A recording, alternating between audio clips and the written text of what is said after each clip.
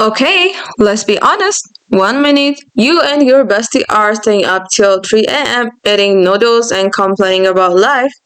The next, she's married, talking about mortgage rates, and you're like, go, I just learned how to separate darks from whites in the laundry. Welcome to the chaos of friendships when lifestyles don't quite line up. Hey besties, welcome back to my show, the place where we talk about relationships, friendships, and all the little growing pains of your 20s. If you are new here, make sure you subscribe so you never miss one of our weekly bestie therapy sessions. So, here's the deal. Friendships don't always break because of drama. Sometimes they just drift because you are living completely different life. Let's break down some classic scenarios. Your bestie gets a 9 to 5 and suddenly you can't hang out past 10 p.m. Meanwhile, you're just getting into your chaotic TikTok scrolling session at midnight. Suddenly, your walls don't overlap like they used to. And honestly, it feels weird. You're not mad at them. You just miss when you were both broke, tired, and available at all the same times.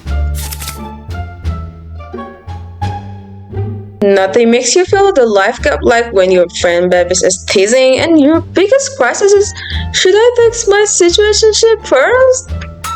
It's not that you can't relate, it is that your problems exist in totally different universes. You're debating where to go for brand, she's debating preschool applications. Both valid, both stressful, but not exactly the same vibe.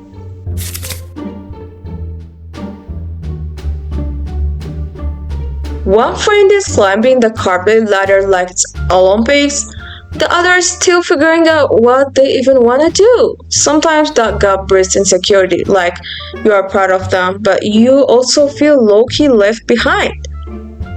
Spoiler alert, this doesn't mean the friendship is doomed, but it does mean you've gotta be honest about your feelings or else you'll start resenting each other without even realizing it. Here's the sneaky one.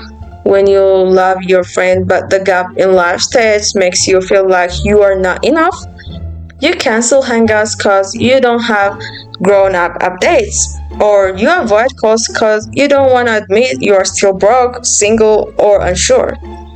But basically, new flash, friendship isn't a LinkedIn update. You don't need a promotion, a partner, or a baby to be worthy of connection. Sometimes your honesty about struggling is exactly what your friend needs to hear.